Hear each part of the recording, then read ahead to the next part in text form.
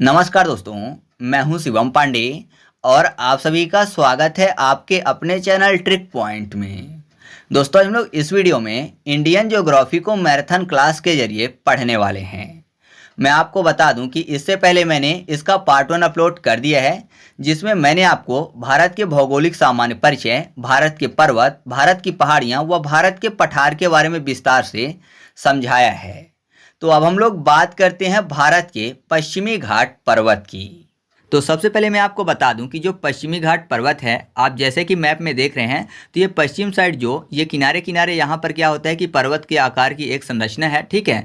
ऐसे ही पूर्व की तरफ भी है तो उसको बोला जाता है पूर्वी घाट, और जो पश्चिम की तरफ ये संरचना है इसको बोला जाता है पश्चिमी घाट पर्वत, ठीक है। इसके बाद की अगर बात करें तो यहाँ पर तटीय मैदान है, पूर्वी तटीय मैदान, पश्चिमी तटीय मैदान, ठीक है। जो पूर्व के साइड है वो पूर्वी तटीय मैदान बोला जाता है, और जो पश्चिम साइड वाला है यानी ये पश्चिमी घाट के बाद वाला जो एरिया थोड़ा सा बचा हुआ है इसको बोला जाता है पश्चिमी तटीय मैदान, ठीक है।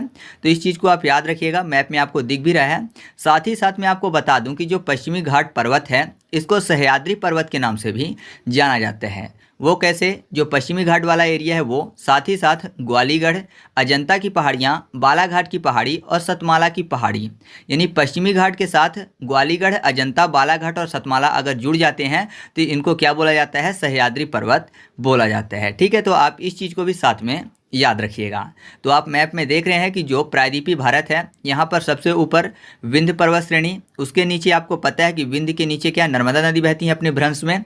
उसके बाद आपको ये भी पता है कि इसके बाद सतपुड़ा पर्वत श्रृंखला है, उसके नीचे ताप्ती नदी जो है वो अपने भ्रंश में बहती हुई बंगाल की खाड़ी में गिर जाती हैं, ठीक है। तो फिलहाल यहाँ पर देखने वाली बात यह है कि इसके नीचे जो एरिया है किनारे का यह है पश्चिमी घाट, और जो दूसरे साइड वाला है उसको तो पूर्वी घाट, तो उसको अगले वीडियो में हम लोग देखेंगे। तो जो पश्चिमी घाट वाला एरिया है वो ताप्ती नदी के पास से शुरू हो जाते हैं, मतलब ये आप कह सकते हैं कि ताप्ती नदी के मुहाने से पश्चिमी घाट पर्वत जो है वो शुरू हो जाता है, ठीक है। तो सबसे पहले हम लोग बात कर लेते हैं पश्चिमी घाट पर्वत के उत्पत्ति की। तो मैं आपको बता दूं कि जो पश्चिमी घाट पर्वत है ये वास्तव में कोई भी पर्वत नहीं है, मतलब यहाँ पर किसी भी प्रकार के पर्वत का निर्माण नहीं हुआ है। जब भारतीय प्लेट यूरेशियाई प्लेट से टकराई थी उसी समय भारतीय प्रायद्वीप का जो दक्षिणी किनारा था वो ऊपर की तरफ उठ गया था। आपको पता है कि जो प्रायद्वीपीय भारत है ये पहले गोंडवाना लैंड का भाग था जो कि मकर रेखा के पास स्थित था, और बाद में यह क्या हुआ कि मकर रेखा से आकर कर्क रेखा के पास यूरेशियाई प्लेट से टकरा गया, और उसी टकराहट के कारण क्या हुआ कि जो पश्चिमी किनारा था इसका वो ऊपर की तरफ उठ गया, और नीचे जो अरब सागर वाली प्लेटें थी उसका भाग नीचे की तरफ धंस गया। मतलब पश्चिमी किनारा ऊपर की तरफ और अरब सागर वाली प्लेटें किधर गई? नीचे की तरफ चली गई। इसी कारण से क्या हुआ कि जो इधर पश्चिमी वाला एरिया है तो पश्चिमी किनारा एक ऊंची कगार के रूप में दिखने लगा, ठीक है। तो उसी ऊंची कगार को क्या बोलते हैं? पश्चिमी घाट पर्वत बोलते हैं। तो आपको ये चीज़ तो समझ में आ गई कि यहाँ पर पहले कोई पर्वत नहीं था, यहाँ पर टकराने के कारण क्या हुआ कि पश्चिमी जो एरिया है, ठीक है, प्रायद्वीपीय भारत का, वो ऊपर की तरफ उठ गया और अरब सागर की जो प्लेटें थी वो नीचे की तरफ चली गई, तो ये काफ़ी ऊंचा दिखने लगा एक कगार की तरह। तो जाहिर सी बात है इस कारण से इसको क्या बोला जाने लगा? पर्वत बोला जाने लगा। और अगर बात करें कि ये किस प्रकार के पर्वत हैं तो ये ब्लॉक पर्वत हैं, ठीक है। तो याद रखिएगा जो पश्चिमी घाट वाले एरिया के पर्वत है वो कैसे पर्वत हैं? ब्लॉक पर्वत हैं। इसके अलावा मैं आपको बता दूं कि जो पश्चिमी घाट पर्वत है इसके बाद का जो एरिया यहाँ पर खाली है भारतीय मैप में, यहाँ पर तटीय मैदान स्थित हैं। पश्चिम साइड जो स्थित है उनको बोला जाता है पश्चिमी तटीय मैदान, और ऐसे ही पूर्वी घाट के बाद वाला जो एरिया है यहाँ पर पूर्वी तटीय मैदान स्थित हैं। तो आपके दिमाग में एक क्वेश्चन गया होगा कि जब ये पश्चिमी घाट वाला एरिया ऊपर उठा तो साथ ही साथ ये तटीय मैदान जो है ये ऊपर क्यों नहीं उठे? जाहिर सी बात है इनको भी उठना चाहिए, अगर साथ में होते। तो मैं आपको बता दूं कि जो प्रायद्वीपीय भारत वाला टुकड़ा गोंडवाना लैंड से टूटकर यूरेशियाई प्लेट से आकर टकराया था, तब केवल पश्चिमी घाट और पूर्वी घाट के जो बीच वाला प्रायद्वीपीय भारत है यही बस था।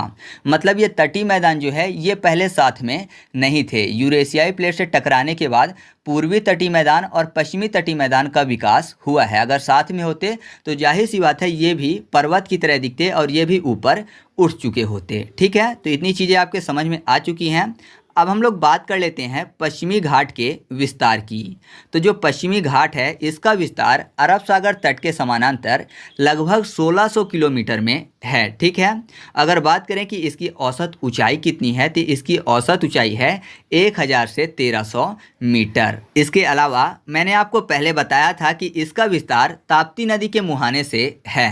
तो जाहिर सी बात है, इसका अगर राज्यों में बात करें कि किन किन राज्यों में विस्तार है, तो इसका विस्तार गुजरात, महाराष्ट्र, गोवा, केरल, कर्नाटक और तमिलनाडु में है। तमिलनाडु का जो कन्याकुमारी अंतरीप है, यहाँ तक इसका विस्तार फैला हुआ है ताप्ती नदी के मुहाने से। तो इस चीज़ को भी आप चाहें तो याद रख सकते हैं। इसके अलावा मैं स्क्रीन पर कुछ ड्रॉ कर रहा हूँ, तो आप उस पर ध्यान दीजिएगा। उसके माध्यम से आपको कई सारी चीज़ें आसानी से समझ में आ जाएंगी। तो आप जैसे कि स्क्रीन पर देख रहे हैं, तो ये वाला जो एरिया है जो कि कम ऊंचा है, ये है पूर्वी घाट। ठीक है। पूर्वी घाट के बगल में जो ये वाला एरिया है, ये बोला जाता है पूर्वी तटीय मैदान। मैंने आपको बताया कि पहले पूर्वी घाट वाला एरिया और पश्चिमी घाट वाला एरिया ही था, लेकिन जब यूरेशियाई प्लेट से आकर टकराया गया था, तो धीरे धीरे क्या हुआ कि यहाँ पर जो ऊपर से नदियाँ आती थी, वो नदियाँ धीरे धीरे मलबा लाती थी। मलबा लाने के कारण जो मलबा था वो यहाँ पर डिपॉजिट करती गई, जिस कारण से ये तटीय मैदानों का विकास होता गया। तो पूर्व साइड वाला यानी पूर्वी घाट के नीचे वाला एरिया क्या है, पूर्वी तटीय मैदान है। ठीक है। और जैसे ही यहाँ पर आप जाएंगे तो ऊपर यहाँ पर पश्चिमी घाट, यानी पश्चिमी घाट के अगर नीचे आएंगे आप, तो यहाँ पर आपको दिखेगा पश्चिमी तटीय मैदान। जो पश्चिमी घाट के ऊपर से जो नदियाँ आती हैं वो धीरे धीरे मलबा लाती गई और यहाँ पर डिपॉजिट करती गई। तो इसी कारण से यहाँ पर पश्चिमी तटीय मैदान का विकास हो गया। यहाँ पर आप देख रहे होंगे कि जो पश्चिमी घाट वाला एरिया है ये काफ़ी ज़्यादा ऊंचा है, लेकिन जो पूर्वी घाट वाला एरिया है ये कम ऊंचा है। ठीक है। मैंने आपको पहले भी बताया था कि पश्चिमी घाट वाला एरिया जब यूरेशियाई प्लेट से आकर जो भारतीय प्लेट थी वो टकरा गई थी, तो पश्चिमी घाट वाला एरिया ऊपर उठ गया था। इसी कारण से आप यहाँ पर देख रहे हैं कि पश्चिमी घाट जो है वो पूर्वी घाट की अपेक्षा काफ़ी ज़्यादा ऊंचा है। यहाँ पर अगर बात करें कि इसकी ढाल कितनी है, मतलब पश्चिमी घाट की ढाल कितनी है, तो पश्चिमी घाट की ढाल अरब सागर की तरफ लगभग 45 डिग्री है। मतलब यहाँ पर आपको ढाल जो है वो काफ़ी ज़्यादा तीव्र व खड़ी देखने को मिल जाती है। लेकिन अगर बात करें कि पश्चिमी घाट की जो ढाल है वो पूर्व की तरफ कितनी है, तो पश्चिमी घाट की जो ढाल है वो पूर्व की तरफ लगभग 9 से 10 डिग्री है। मतलब यहाँ पर आपको मंद ढाल देखने को मिल जाती है। साथ ही साथ ये कह सकते हैं आप कि यहाँ पर सीढ़ी नुमा ढाल है। मतलब पश्चिमी घाट से पूर्वी घाट की तरफ जो ढाल है वो सीढ़ी नुमा ढाल है, जबकि पश्चिमी घाट से अरब सागर की तरफ, मतलब कि पश्चिम की तरफ जो ढाल है वो कैसी ढाल है, तो वो एकदम खड़ी ढाल है। ठीक है। तो इस चीज़ को आप ध्यान दीजिएगा। मैं आपको यहाँ पर बता दूं कि जो आप देख रहे हैं 9 से 10 डिग्री ढाल जो कि पूर्व की तरफ है, तो पश्चिमी घाट पर्वत के जो ऊपर से, मान लीजिए कि पश्चिमी घाट पर्वत की जो ऊंचाई है वहाँ से पूर्व की तरफ से अगर कोई नदियाँ निकलती हैं, तो जाहिर सी बात है जिधर ढाल पाएंगी उधर ही बहेंगी। तो पश्चिमी घाट की अगर पूर्व की तरफ से नदियाँ निकलती हैं तो वो पूर्वी घाट की तरफ बहकर जाती हैं। लेकिन पश्चिमी घाट पर्वत का जो सबसे ऊंचा भाग होगा उसके अगर पश्चिम तरफ से नदियाँ निकलेंगी, तो जाहिर सी बात है वो ऊंचाई चढ़ के पूर्व की तरफ तो जाएंगी नहीं, तो वो किधर जाएंगी, वो अरब सागर की तरफ बहती हुई जाएंगी। तो ये चीज़ आप याद रखिएगा कि जो पश्चिमी घाट से पूर्व की तरफ नदियाँ जाती हैं वो काफ़ी ज़्यादा लंबी दूरी तय करती हैं। जाहिर सी बात है भारत का जो मैप है उसको पूरा का पूरा तय करके पूर्व की तरफ चली जाएंगी बंगाल की खाड़ी में, लेकिन पश्चिमी घाट के पश्चिम की तरफ से जो नदियाँ निकलती हैं उनको कम दूरी तय करनी पड़ती हैं, क्योंकि पास ही में क्या मिल जाता है, अरब सागर, तो वहाँ पर जाकर मिल जाती हैं। तो ये चीज़ें भी आप अच्छे से समझ लीजिएगा। ठीक है। तो इतनी चीज़ें अगर आपके अच्छे से समझ में आ गई हैं, तो मैं आपको बता दूं कि जो पश्चिमी घाट वाला एरिया है, क्योंकि यहाँ पर ढाल ज़्यादा है, 45 डिग्री की ढाल अगर पश्चिम की तरफ नदियाँ जाती हैं तो यहाँ पर नदियों की जो वेग है वो भी ज़्यादा होगा, है ना। ढाल ज़्यादा है तो वेग ज़्यादा होगा। जबकि पूर्व की तरफ अगर नदियाँ जाएंगी यहाँ से, तो ढाल कम है 9 से 10 डिग्री, तो जाहिर सी बात है वेग यानी स्पीड कम होगा। तो स्पीड ज़्यादा होने के कारण क्या होता है कि जो पश्चिमी घाट से पश्चिम की तरफ नदियाँ यानी अरब सागर में गिरती हैं वो भी आकार की घाटी का निर्माण करती हैं, क्योंकि वो आसपास से क्या करती हैं, नदियों को काटती नहीं है बल्कि नीचे की तरफ, क्योंकि स्पीड ज़्यादा है तो नीचे से नदियों को गहराई तक काटती हुई चलती हैं। इस कारण से भी आकार की घाटी का निर्माण करती हैं। अब आपको ये भी पता है कि अरब सागर पास में है, इस कारण से कम दूरी तय करती हैं, और कम दूरी तय करने के कारण ये कम मलबा लाती हैं, और जो भी मलबा लाती हैं तो स्पीड ज़्यादा ज़्यादा होने के कारण ये अरब सागर में पूरा का पूरा मलबा फेंक देती हैं, और जब अरब सागर यानी समुद्र की जो लहरें आती हैं वो पूरा का पूरा जो मलबा ये नदियाँ फेंकती हैं उसको फिर से वो यहाँ पर रिटर्न कर देती हैं। रिटर्न करने के कारण क्या होता है, ये जो धरातल वाला क्षेत्र है यहाँ पर मलबा इकट्ठा हो जाता है, जिसको मैंने आपको बताया पश्चिमी तटीय मैदान, तो यहाँ पर मलबा इकट्ठा हो जाता है। ठीक है, इस कारण से यहाँ की जो नदियाँ हैं ज़्यादातर जो पश्चिमी घाट से पश्चिम की तरफ नदियाँ जाती हैं वो एस्चुरी का निर्माण करती हैं, ना कि डेल्टा का।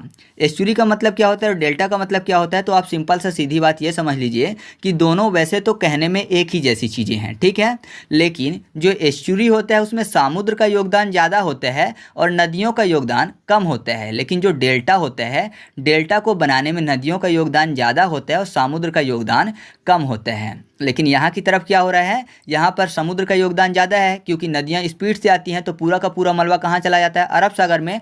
फिर अरब सागर की लहरें उठती हैं और उस मलबे को ऊपर की तरफ फेंक देती हैं, तो जाहिर सी बात है समुद्र के योगदान से ये बन रहा है एरिया, तो यहाँ पर एस्चुरी का निर्माण करती हैं, ना कि डेल्टा का। तो इतनी चीज़ें आपके समझ में आ गई हैं, कोई भी दिक्कत नहीं है ना। तो अब हम लोग बात करते हैं ऐसी नदियाँ जो कि पश्चिमी घाट से पूर्व की तरफ जाती हैं। तो वह नदियाँ जो कि पश्चिमी घाट से पूर्व की तरफ जाती हैं, तो आपको पता है कि पूरी की पूरी लंबी दूरी तय करेंगी, है ना, जो पठार है पूरा का पूरा तय करेंगी और फिर जाकर पूर्वी घाट जो है उसको भी तय करके नीचे जाकर बंगाल की खाड़ी में समा जाएंगी पूर्वी तटीय मैदान होते हुए। तो जाहिर सी बात है ये लंबी दूरी तय करती हैं। अब लंबी दूरी तय करती हैं और आपको पता है यहाँ पर ढाल भी कम है, कितनी है, 9 डिग्री या फिर अधिकतम 10 डिग्री। ढाल कम होने के कारण इनकी स्पीड भी कम है, यानी वेग भी कम है। अब स्पीड कम है तो जाहिर सी बात है नदियाँ ज़्यादातर ऐसा एरिया देखती होंगी जो कि निचला हो, तो वहाँ पे घूम घूम के मतलब क्या करती हैं कि नदियाँ स्पीड से ना जाके मज़े मज़े से घूम घूम कर जाती हैं।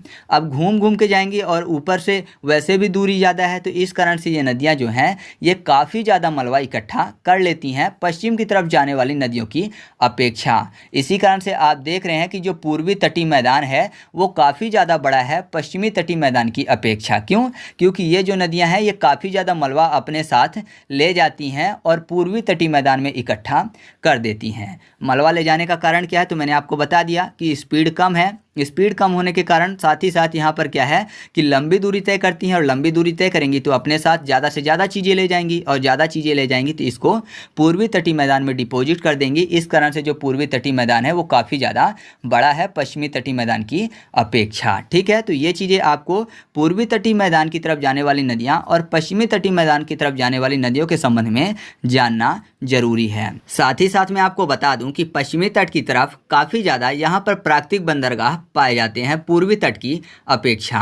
क्यों? क्योंकि यहाँ पर आपको पता है कि नदियाँ क्या करती हैं, कम मलबा साथ मिलाती हैं, तो जाहिर सी बात है जहाज़ के लिए काफ़ी अच्छा उत्तम स्थान है। क्यों? क्योंकि यहाँ पर काफ़ी ज़्यादा कीचड़ नहीं है, यानी जहाज़ फंसने की ज़्यादा यहाँ पर संभावना नहीं है, क्योंकि यहाँ पर जो मलबा है वो कम जमा होता है। लेकिन पूर्वी तट में क्या होता है, मलबा काफ़ी ज़्यादा जमा होता है, तट काफ़ी ज़्यादा लंबा है, तो जहाज़ पास तक नहीं आ पाते हैं। ठीक है, तो जाहिर सी बात है वो प्राकृतिक बंदरगाह नहीं माने जाएंगे। मतलब प्रकृति की तरफ से ऐसा कोई योगदान जो कि बंदरगाह के लिए सूटेबल हो, या फिर ऐसा कहिए कि जहाज पास तक आ सके, तो वो वाला एरिया कौन सा है, वो है पश्चिमी तटीय मैदान। यहाँ पर ज़्यादातर प्राकृतिक बंदरगाह ही पाए जाते हैं। ठीक है, साथ ही साथ एक चीज़ और मैं आपको बता दूं कि पश्चिमी तट में जो है वो रियो तट पाए जाते हैं। ठीक है, नदियों के द्वारा जो बनाया जाता है उसको बोला जाता है रियो तट, और अगर ग्लेशियर के कटाव द्वारा बनाया जाए, यानी ग्लेशियर का जो पानी होता है उसके कटाव द्वारा कोई भी तट बनाया जाता है तो वो बोला जाता है फियोर्ड तट। तो फियोर्ड तट इंडिया में नहीं पाए जाते, पश्चिमी तट में जो पाए जाते हैं उनको बोला जाता है रियो तट। क्योंकि मैंने आपको बताया कि समुद्र की जो लहरें होती हैं वो पश्चिमी तट की जो नदियाँ वहाँ पर लाती हैं मलबा,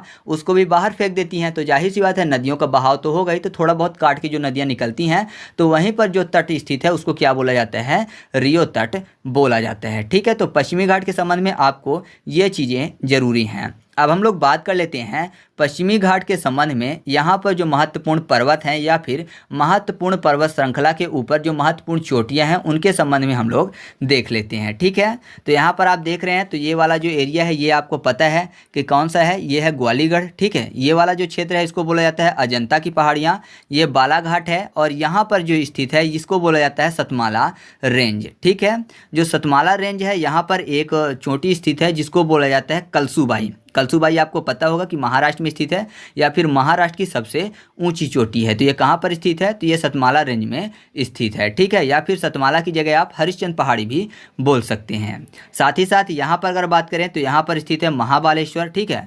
तो महाबालेश्वर यहाँ पर स्थित है। महाबालेश्वर की अगर बात करें तो आपको पता है यहाँ से कौन सी नदी निकलती है?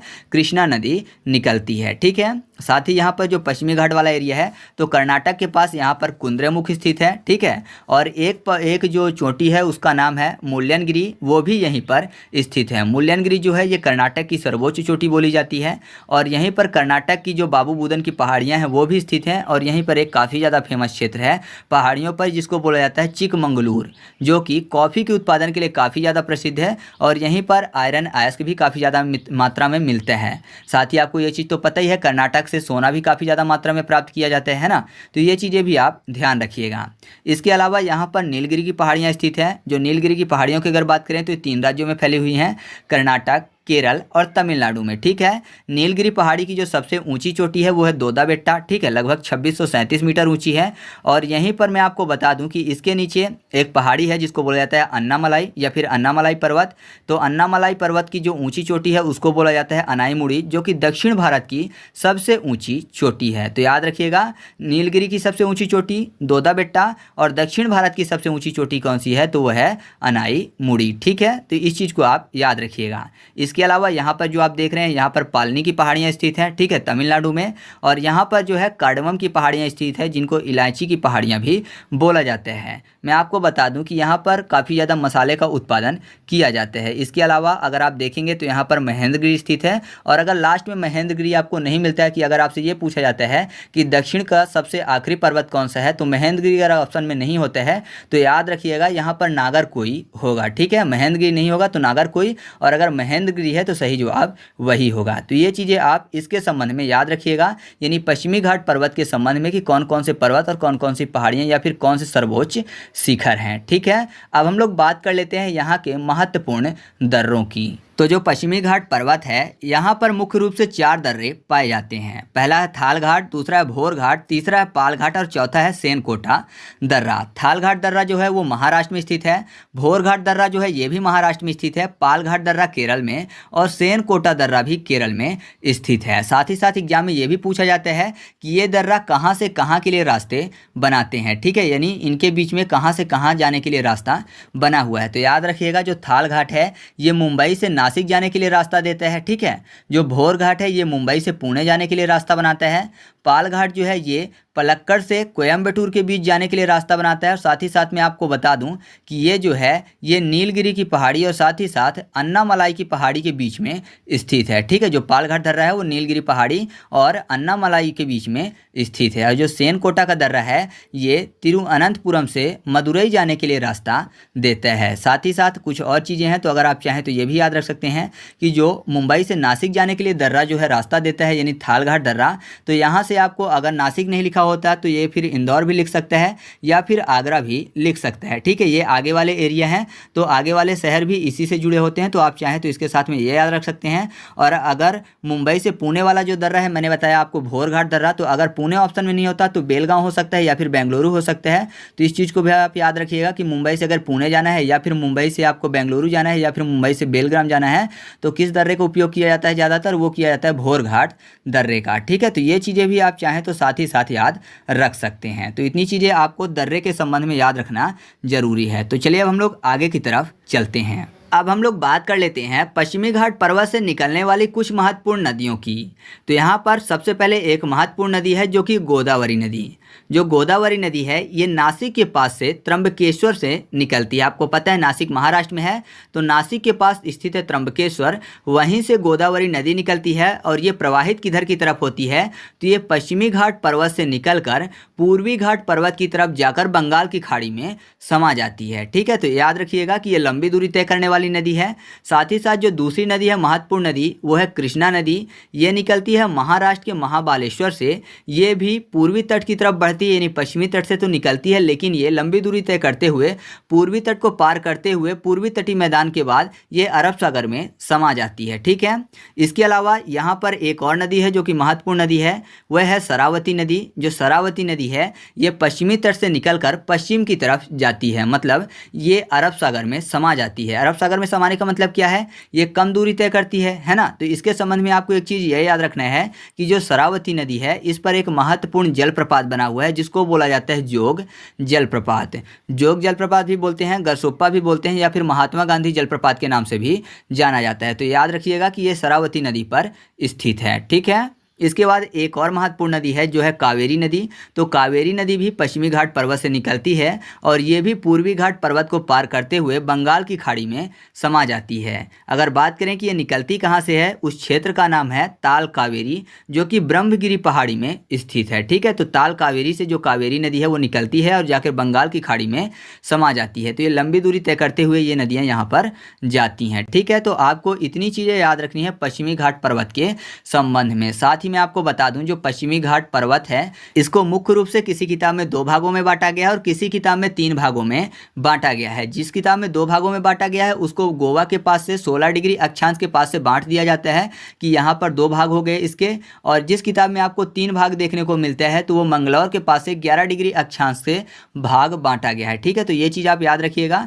तो आप दोनों कर सकते हैं, कोई भी गलत नहीं है। ठीक है, किताब के हिसाब से अलग अलग बताया गया है। तो 16 डिग्री गोवा के पास से एक पार्ट और दूसरा पार्ट कहाँ है, मंगलौर के पास से 11 डिग्री अक्षांश के पास। ठीक है, तो ये चीजें आप इसके संबंध में याद रखिएगा। तो इस तरीके से हम लोगों ने पश्चिमी घाट पर्वत के बारे में विस्तार से समझा।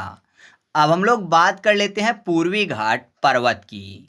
तो सबसे पहले आप देख लीजिए यहाँ पर थोड़ा सा स्क्रीन पे इसमें थोड़ा सा ड्रॉ कर देता हूँ तो आपकी कुछ चीज़ें समझ में आ जाएंगी। तो यहाँ पर जैसे आप देख रहे हैं यहाँ पर मान लीजिए बंगाल की खाड़ी है। ठीक है, इसके बाद अगर थोड़ा सा ऊपर चले तो यहाँ पर आपको मिल जाएगा पूर्वी तटीय मैदान, और इसके बाद ये है पूर्वी घाट जो कि कम ऊंचा है। फिर ये पूरा का पूरा दक्कन का पठार वाला एरिया है और फिर आता है पश्चिमी घाट पर्वत। ठीक है, पश्चिमी घाट जो पर्वत है इसकी ढाल 45 डिग्री है, आपको पता है। जबकि पश्चिमी घाट पर्वत से अगर पूर्व की तरफ चलें जो दक्कन का पठार वाला एरिया है तो वहाँ पर आपको 9 से 10 डिग्री ढाल देखने को मिल जाएगी। तो पश्चिमी घाट के नीचे अगर आप आएंगे तो यहाँ पर 45 डिग्री की ढाल देखने को मिलती है और यहीं पर आपको मिलता है पश्चिमी तटीय मैदान देखने को, और पश्चिमी तटीय मैदान के बाद आता है अरब सागर। मैं आपको बता दूं कि जब प्रायद्वीपीय भारत गोंडवाना लैंड से टूटकर यूरेशियाई प्लेट से आकर टकराया था उस समय पूर्वी घाट और पश्चिमी घाट ही स्थित थे। ये जो तटीय मैदान आप देख रहे हैं पूर्वी तटीय मैदान और पश्चिमी तटीय मैदान वाला जो एरिया है ये पहले स्थित नहीं था। ठीक है, तो आप ये चीज़ याद रखिएगा। मैं आपको कई बार वीडियो में भी बता चुका हूँ क्योंकि ये चीज़ काफ़ी ज़्यादा कन्फ्यूज करती है। ठीक है, साथ ही मैं आपको बता दूँ जो पूर्वी घाट है वो पश्चिमी घाट की अपेक्षा काफ़ी ज़्यादा पुराना है, लेकिन अगर इसके ऊंचाई की बात करें तो पूर्वी घाट जो है वो पश्चिमी घाट की अपेक्षा कम ऊंचा है। पूर्वी घाट की लगभग औसत ऊंचाई है 650 मीटर, जबकि पश्चिमी घाट की औसत ऊंचाई थी लगभग 1000 से 1300 मीटर। ठीक है, साथ ही साथ मैं आपको बता दूं जो पूर्वी घाट है वो ग्रेनाइट, नीस और मिस्ट जैसी चट्टानों से बना हुआ है, और क्योंकि ये एक पर्वत है तो जाहिर सी बात है किसी न किसी भूसन्नत के आधार पर इसका निर्माण हुआ होगा। लेकिन मैंने आपको एक चीज़ और बताया था कि जो पश्चिमी घाट वाला पर्वत है वो पर्वत नहीं है। वो क्या था कि जब आके टकराया था तो पश्चिमी घाट वाला जो एरिया था वो ऊपर उठ गया था और जो अरब सागर वाली प्लेटें थी वो नीचे झुक गई थी। इस कारण से वो एरिया पर्वत की तरह ऊंचा दिखने लगा। तो वो पर्वत नहीं है, लेकिन जो पूर्वी घाट वाला एरिया है वो पूर्वी घाट पर्वत है, मतलब ये एक पर्वत है और पर्वतों का निर्माण किसी न किसी भूसन्नत के आधार पर होता है। तो मैं आपको बता दूं जो पूर्वी घाट वाले पर्वत हैं इसका निर्माण कुडप्पा भूसन्नत के आधार पर हुआ था। ठीक है, साथ ही साथ यहाँ पर आपको कोयले की काफ़ी ज़्यादा खदानें देखने को मिल जाएंगी। अगर इसकी बात करें कि ये कहाँ कहाँ फैला हुआ है तो ये उड़ीसा, आंध्र प्रदेश, तेलंगाना और तमिलनाडु में फैला हुआ है। साथ ही साथ आपको ये पश्चिम बंगाल में भी कुछ मात्रा में देखने को मिल जाएगा। ठीक है, और अगर बात करें इसकी लंबाई की तो इसकी लंबाई है लगभग 1350 किलोमीटर। तो याद रखिएगा। साथ ही साथ मैं आपको बता दूं जो पूर्वी घाट पर्वत है यहाँ पर कई सारी नदियाँ निकलती हैं। मुख्य रूप से 4 नदियों के नाम मैं आपको बता देता हूँ। एक है महानदी, दूसरा है गोदावरी, तीसरा है कृष्णा और चौथा है कावेरी। ठीक है, है, ये क्रम भी आप याद रखिएगा।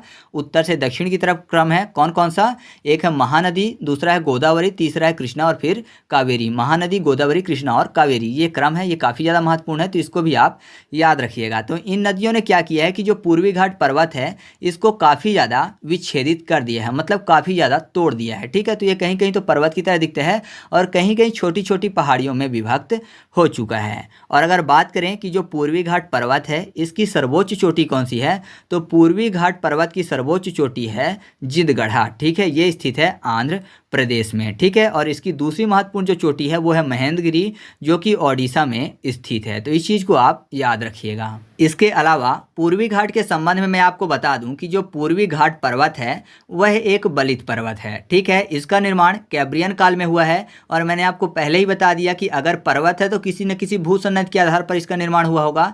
तो किस भूसन्नत के आधार पर इसका निर्माण हुआ था, कुडप्पा भूसन्नत के आधार पर। लेकिन वर्तमान में आपको पता है कि यहाँ पर मैंने पहले ही बताया कि 4 महत्वपूर्ण नदियाँ और छोटी छोटी नदियाँ हैं। वो महत्वपूर्ण नदियाँ कौन कौन सी है, महानदी, गोदावरी, कृष्णा और कावेरी।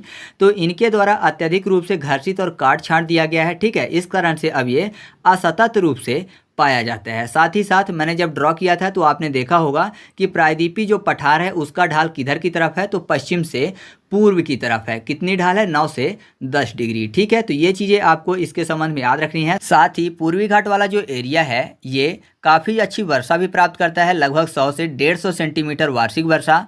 आपको पता है कि भारत में मानसून 2 तरफ से आते हैं, एक अरब सागर की तरफ से और दूसरा आता है बंगाल की खाड़ी की तरफ से। तो जो पूर्वी घाट वाला एरिया है ये मुख्य रूप से बंगाल की खाड़ी वाली शाखा से मानसून प्राप्त करता है। तो यहाँ पर काफ़ी अच्छी वर्षा होती है, लगभग 100 से 150 सेंटीमीटर वार्षिक वर्षा। इसी कारण से यहाँ पर वनस्पतियाँ काफ़ी ज़्यादा देखने को मिलती हैं और जैव विविधता भी काफ़ी ज़्यादा देखने को मिलती है। ठीक है, साथ ही साथ मैं आपको बता दूं कि जो पूर्वी घाट है तो महानदी से गोदावरी तक जो एरिया है ये तो मुख्य रूप से पर्वत की तरफ दिखते हैं, और इसके बाद गोदावरी नदी और कृष्णा नदी के बीच का जो एरिया है तो ये वाला एरिया, यहाँ पर कोई भी पूर्वी घाट पर्वत नहीं पाए जाते। ठीक है, ये वाला जो मुहाना वाला एरिया है इन दोनों के बीच तो पूरी तरह से समाप्त हो चुका है। तो यहाँ पर आपको पूर्वी घाट पर्वत देखने को नहीं मिलेंगे। लेकिन इसके बाद जब आप आगे बढ़ेंगे तो कृष्णा नदी के बाद तमिलनाडु तक यहाँ पर आपको कई सारी पहाड़ियों में थोड़ा थोड़ा पूर्वी घाट जो है बटा हुआ मिल जाएगा। लेकिन अगर बात करें कि पर्वत के तौर पर कहाँ मिलता है तो मुख्य रूप से आपको पर्वत के तौर पर महानदी से गोदावरी तक ही देखने को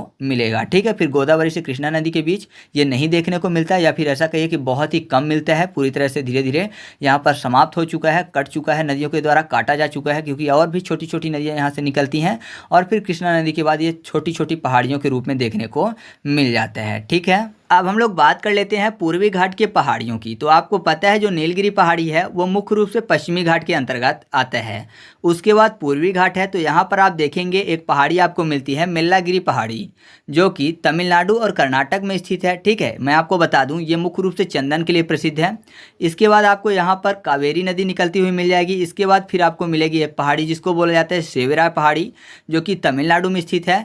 फिर ऊपर आप जाएंगे तो एक नदी मिल जाएगी जो है पोन्नयार नदी। ठीक है, ये भी तमिलनाडु के अंतर्गत ही निकलती है। और फिर ऊपर एक पहाड़ी मिलेगी जवादी की पहाड़ी, ये भी तमिलनाडु में स्थित है। ठीक है, फिर उसके बाद एक नदी ऊपर से निकलती है जो है पालार नदी, जो कि आंध्र प्रदेश के अंतर्गत आ जाती है। और फिर आपको मिलेगी नागरी की पहाड़ी, ये भी आंध्र प्रदेश में स्थित है। फिर पालकोंडा पहाड़ी, ये भी आंध्र प्रदेश में स्थित है। फिर एक नदी निकलती है उसको बोला जाता है पेन्नार नदी। ठीक है, फिर उसके ऊपर आपको एक पहाड़ी मिलेगी जो है वेलीकोंडा पहाड़ी। फिर ऊपर जाएंगे तो मिलेगी नल्लामाला पहाड़ी, उसके ऊपर एरामाला पहाड़ी, और फिर ऊपर से निकलती है कृष्णा नदी। ठीक है, कृष्णा नदी के बाद गोदावरी नदी निकलती है। तो इन दोनों के बीच में कोई भी पर्वत श्रृंखला या फिर पहाड़ी नहीं पाई जाती है। ये मुहाना पूरी तरह से काटा छाटा जा चुका है। ठीक है, इसके बाद आपको महेंद्रगिरी मिल जाएगी, महेंद्रगिरी मैंने आपको बताया था।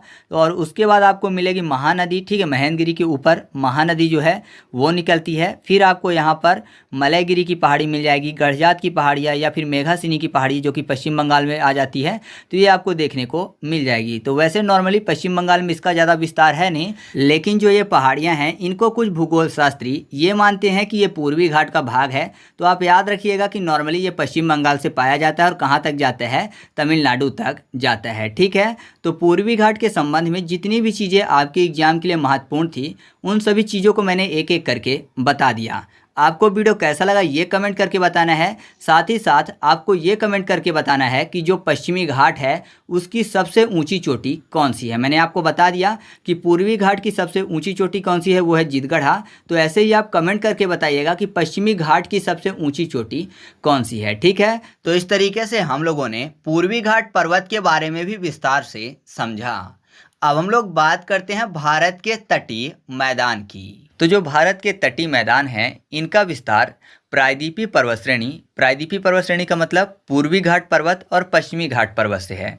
तो इनका विस्तार प्रायद्वीपीय पर्वत श्रेणी तथा समुद्र के मध्य है। ठीक है, अगर बात करें कि इनका निर्माण कैसे हुआ है, तो इनका निर्माण समुद्री लहरों, जिनको आप बोल सकते हैं समुद्री तरंग भी, तो उनके द्वारा अपर्दन व निक्षेपण तथा पठारी नदियों द्वारा लाए गए अवसादों के जमाव के कारण हुआ है। जब हम लोगों ने पूर्वी घाट पर्वत और पश्चिमी घाट पर्वत पढ़ा था तो मैंने आपको बताया था कि पूर्वी घाट पर्वत और पश्चिमी घाट पर्वत से कई सारी नदियां निकलती हैं जो कि समुद्र में जाकर मिल जाती हैं, तो अपने साथ कई सारे अवसाद लाती हैं, तो वो यहाँ पर डिपॉजिट कर देती हैं धीरे धीरे, जिस कारण से क्या होता है कि जो तटीय भाग होता है वहाँ पर एक मैदान का निर्माण हो जाता है, उसी को बोला जाता है तटीय मैदान। ऐसे ही दोनों तरफ यानी पूर्वी तरफ भी और पश्चिमी तरफ भी दोनों तरफ मैदानों का निर्माण हो गया, उन्हीं को पूर्वी तटीय मैदान और पश्चिमी तटीय मैदान के नाम से जाना जाता है। साथ ही साथ इसमें समुद्रों का भी योगदान होता है, क्योंकि जो अपर्दन करती हुई नदियां लाती हैं अपना डिपॉजिट, या फिर ऐसा कहिए कि जो मलबा नदियां लाती हैं वो कुछ मलबा समुद्र में भी फेंक देती हैं, तो जब समुद्र की लहरें वापस आती हैं किधर तटीय क्षेत्रों की तरफ, तब वो क्या करती हैं कि जो भी मलबा समुद्र में होता है उसको बाहर फिर से तटीय भागों की तरफ ढकेल देती हैं। तो दोनों तरफ का योगदान होता है, नदियों का भी, कुछ नदियां भी डिपॉजिट करती हैं और जो नदियां अपना मलबा समुद्र में फेंक देती हैं तो समुद्र भी उस मलबे को बाहर फिर से तटीय भागों की तरफ फेंक देता है। इस कारण से तटीय मैदानों का निर्माण हो जाता है। ठीक है, तो ये चीज़ आप याद रखिएगा। भारत में अगर बात करें तटीय मैदानों की, तो तटीय मैदानों को दो भागों में बांटा गया है। पहला पश्चिमी तटीय मैदान और दूसरा है पूर्वी तटीय मैदान। तो इनके बारे में हम लोग डिटेल में चर्चा कर लेते हैं, साथ ही साथ मैं आपको ट्रिक से भी याद करवाने की कोशिश करूंगा। तो सबसे पहले हम लोग बात कर लेते हैं पश्चिमी तटीय मैदान की। तो पश्चिमी घाट और अरब सागर के बीच निर्मित मैदान को पश्चिमी तटीय मैदान के नाम से जाना जाता है। यानी पश्चिमी घाट पर्वत से जो नदियां अरब सागर की तरफ जाती हैं वो अपने साथ जो भी मलबा ले जाती हैं वो रास्ते में डिपॉजिट कर देती हैं, और कुछ मलबा क्या करती हैं, क्योंकि ये नदियां तेज जाती हैं, क्योंकि इधर की ढाल 45 डिग्री है यानी ज़्यादा है, तो क्या करती हैं कि कुछ मलबा ये समुद्र में भी यानी अरब सागर में भी ले जाती हैं। तो जब अरब सागर से लहरें आती हैं तो वो वापस फिर से उस मलबे को ऊपर की तरफ ढकेल देती हैं। ठीक है, तटीय की तरफ। तो इस तरीके से तटीय मैदान का निर्माण हो जाता है। तो याद रखिएगा कि पश्चिमी घाट पर्वत और अरब सागर के बीच जो मैदान स्थित है उसी को बोला जाता है पश्चिमी तटीय मैदान। इसके विस्तार की अगर बात करें तो इसका विस्तार गुजरात के सूरत से लेकर तमिलनाडु के कन्याकुमारी तक है, या फिर आप ये भी बोल सकते हैं कि खंभात की खाड़ी से लेकर कुमारी अंतरीप तक पश्चिमी तटीय मैदान स्थित है। साथ ही साथ जो पश्चिमी तटीय मैदान है इसकी औसत चौड़ाई लगभग 64 किलोमीटर है, यानी पूर्वी तटीय मैदान की अपेक्षा पश्चिमी तटीय मैदान की चौड़ाई कम है। पश्चिमी तटीय मैदान से जो नदियां गुजरती हैं वो नदियां छोटी हैं और साथ ही साथ वो नदियां तीव्रगामी होती हैं। मैंने आपको बताया था कि जो पश्चिमी घाट पर्वत है उसका अरब सागर की तरफ ढाल 45 डिग्री है, तो जाहिर सी बात है ढाल ज़्यादा होने के कारण नदियों की स्पीड ज़्यादा होगी, मतलब कि वो नदियाँ तीव्रगामी होंगी, और तीव्रगामी होने के कारण यहाँ की जो अधिकतर नदियाँ हैं वो डेल्टा ना बनाकर एस्चुरी का निर्माण करती हैं। ठीक है, तो इस चीज़ को आप याद रखिएगा। एस्चुरी के बारे में मैंने आपको बताया था कि एस्चुरी में समुद्र का जो भाग होता है, या फिर ऐसा कहिए कि समुद्र का योगदान ज़्यादा होता है नदियों की अपेक्षा।